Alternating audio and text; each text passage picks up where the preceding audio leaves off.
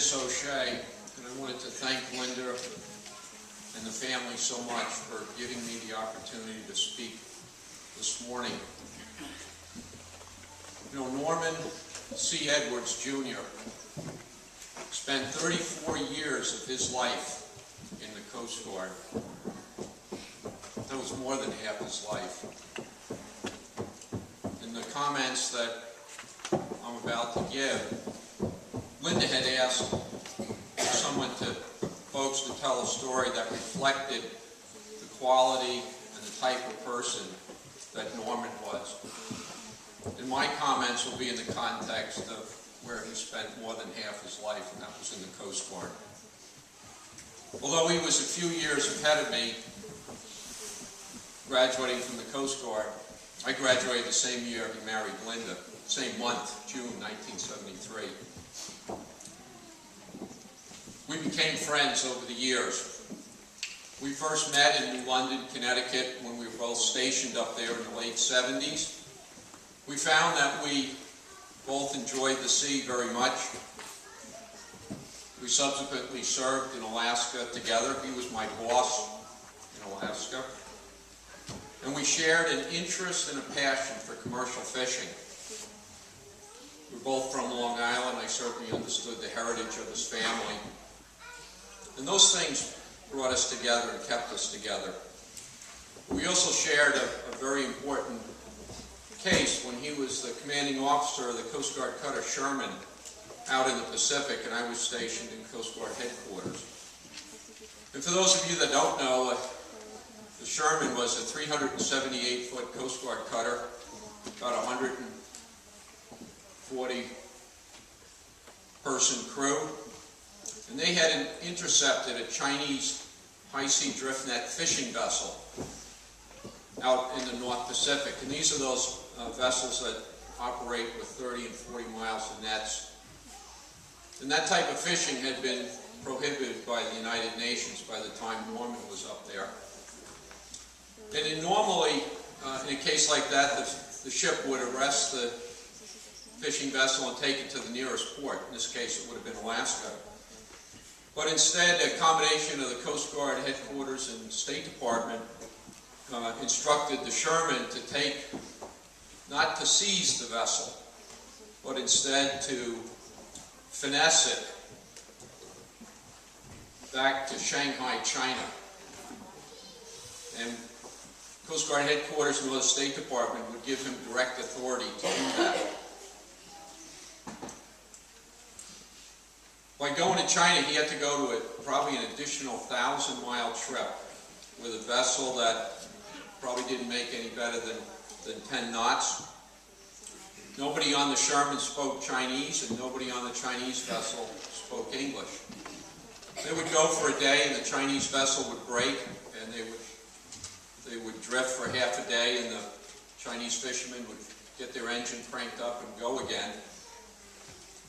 But throughout this whole case, Norman had a fundamental understanding and a respect of what it took to go to sea. And he had an intrinsic respect for fishermen, even though they were on the different side of the political and legal fence. And Norman was understanding but firm with the Chinese master of that ship. And they made it to Shanghai some 10 or 12 days later, with those fishermen under their own power, not being towed. It would have been very easy to just put a line on them and tow them to China. But Norman wouldn't do that. It was just a remarkable display of practical seamanship and leadership and human understanding. Now, the part that probably most people never realized was that case was not about fish at all. It started as fish, but what it really was about was getting the Chinese government to change their foreign policy. And what came out of that case was a boarding agreement between the United States and the Chinese government that would allow Coast Guard cutters to board Chinese vessels on the high seas. And it also resulted in an agreement where Chinese officers would ride on Coast Guard cutters during the fishing season to serve as an authority for the Coast Guard operations, and the requirement was they speak English. So it also provided a interpreter for the Coast Guard cutter. The remarkable thing about this is that happened 18 years ago. And Samuel talked about the drift tables that are still being used. That boarding agreement is still being used today. And come about April of this year, out on the West Coast, there'll be a 378 somewhere that'll embark a Chinese officer to go out and do high sea drift patrols to look for poachers trying to take high sea salmons. That case was a direct result of what Norman did and what he taught me in that case. And that was his quiet authority. He was modest, he was a superb seaman, and he had a quiet competency that commanded respect and obedience and inspiration from others. The remarkable thing about this case, and we talked about it at the house earlier this week, as far as I know, he never told his kids about it. And he never volunteered that case to me. We talked about it from time to time as I would come visit him, but he would never boast or brag or even mention that case unless I brought it up first. And I think every one of us here in the church today can think of something spectacular that Norman did that you would have to pry out of him, that he would not brag about it. And that taught me a lot. He was a good. The emails that I've gotten back since then, since his sickness, were from his friends in Alaska and around the Coast Guard, all saying a good man, fine officer, who just touched so many people.